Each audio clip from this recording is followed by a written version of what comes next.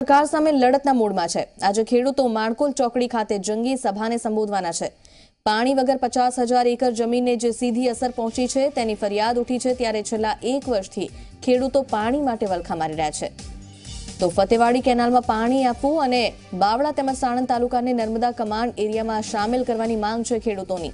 તેની સાથે આ જંગી સભા તેની તૈયારીઓ કરી રહ્યા છે। સાણંદ તાલુકો, બાવળા तालुको, धोळका અને 10 कोઈને नळकंठाના 32 ગામોનો આ સિંચાઈનું પાણી 3 ટાઈમથી મળતું નહીં। અમે વારંવાર રજૂઆત કરીએ છીએ, બરાબર। કોઈ અમારું સાંભળવા તૈયાર નથી। આ ખેડૂતો બધા બરબાદ થઈ ગયા છે, બરાબર। તો અમે ગમે રીતે નર્મદા કમાન્ડમાં નથી એમ કહેવા માગે છે લોકો, બરાબર। તો ના હોય તો અમને ગમે તે કરીને અમને વિકલ્પ કરી અને પાણી ફતેવાડી કેનાલમાં આપવાનું કરો, બરાબર। સૌની યોજનામાં પાણી જતું હોય, સુબલામાં જતું હોય, આ હાજી ડેમ 3 વખત ભરવામાં આવ્યો હોય, બરાબર। કચ્છના રણ સુધી પાણી પહોંચતું હોય તો આ તો અમે શ્યામાડામ છીએ ને। તો અમારા 2-3 તાલુકાને કેમ અન્યાય સરકાર કરે છે? તો અમને ભાઈ અમારી એક જ માગ છે કે મને પાણી સિંચાઈનું આપો।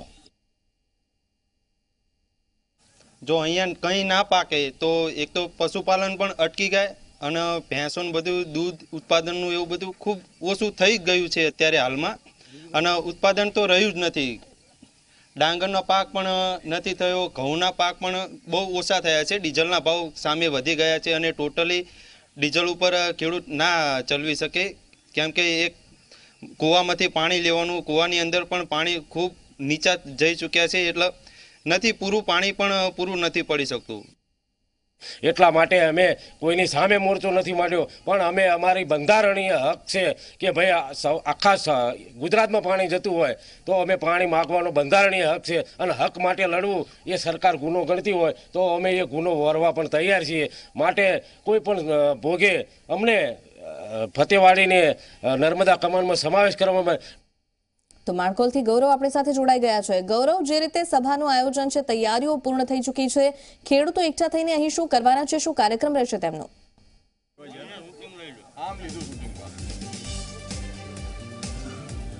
નુપુર, વાત કરીએ તો જે શિયાળુ સિઝન કહેવાય તે પૂર્ણ થઈ ચૂકી છે અને હવે ઉનાળાની શરૂઆત થશે। હાલ કોઈ ખેતરમાં જોવા મળતી નથી, પરંતુ આ જે પાણીનો પેચીદો કાયમી પ્રશ્ન છે તેના ઉકેલ માટે આજે ખેડૂતો ભેગા થવાના છે। તેમની આ શરૂઆત છે। સરકારને આ સભા દ્વારા તેઓ એક સંદેશ પહોંચાડવા માગે છે કે જો કાયમી દોરે તેમની આ સમસ્યાનો ઉકેલ નહીં આવે તો તેઓ વધુ આક્રમક બનશે।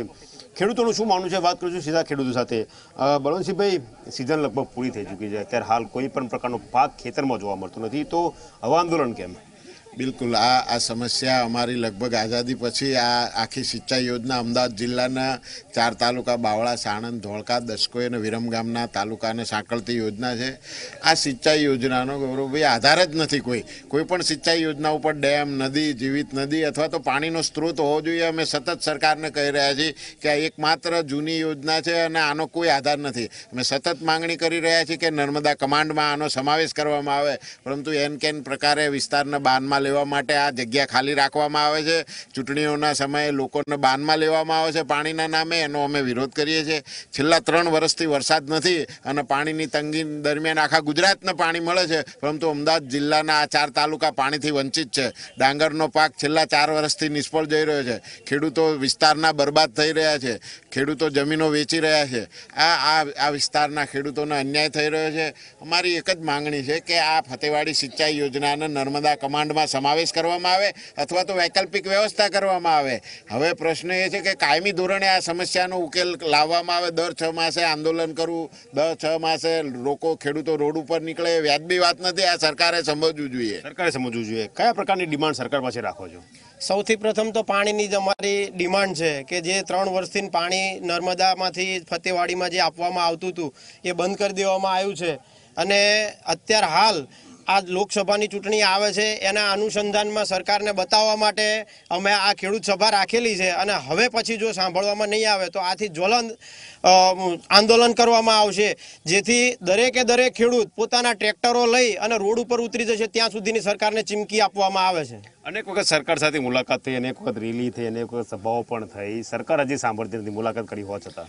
હવે સરકાર તો અમને એક ખેડૂતનો તાજ કહી છે એક બાજુ, અને સરકાર એટલું અમને હેરાન કરે છે। વિચાર કરો, સાણંદ, બાવરા, વિરમગામ જે ફતેવાડીની કેનાલ છે, હજુ સુધી 20 વર્ષ થયા, બરાબર, પાણીની કેનાલમાં પાણી નથી। વત્તા માણકોલ પછીના 32 ગામમાં જ્યાં નર્મદાની કેનાલ નથી, અહીં ઉદ્યોગપતિને નેનો, ફોર્ડ, ક્લેરિસ, ઇન્ટાસ જેવી કંપનીઓને 24 કલાક પાણી આપે છે. હવે એક આ છોકરો જુઓ, પાણીની માગ કરી રહ્યો છે આ છોકરો. વિચાર કરો, એક સરકાર તાજ કહે છે, બરાબર, ખેડૂત તાજ છે, પણ ખરેખર આ એક મશ્કરી છે. આ 2000 રૂપિયા આપે એટલે રોજ 17-18 રૂપિયા, એટલે શું માને છે? ખેડૂતોની મશ્કરી થઈ રહી છે. તેવું સ્પષ્ટ કહેવું છે કે આ વિસ્તારમાં સિંચાઈના પાણીની કાયમની સમસ્યા છે, તેનો ઉકેલ આવે તેના માટે તેમને આ આંદોલનની શરૂઆત કરી છે. જો સરકાર તેમની માંગણી નહીં સ્વીકારે તો આગામી દિવસમાં જળયાત્રા ઉપરાંતના જલદ કાર્યક્રમ આપશે તેવું ખેડૂત આગેવાનો કહી રહ્યા છે. બિલકુલ ગૌરવ, આભાર માહિતી માટે. તો તમામ ખેડૂતોનો એક જ અવાજ છે કે તેમને પાણી આપવામાં આવે.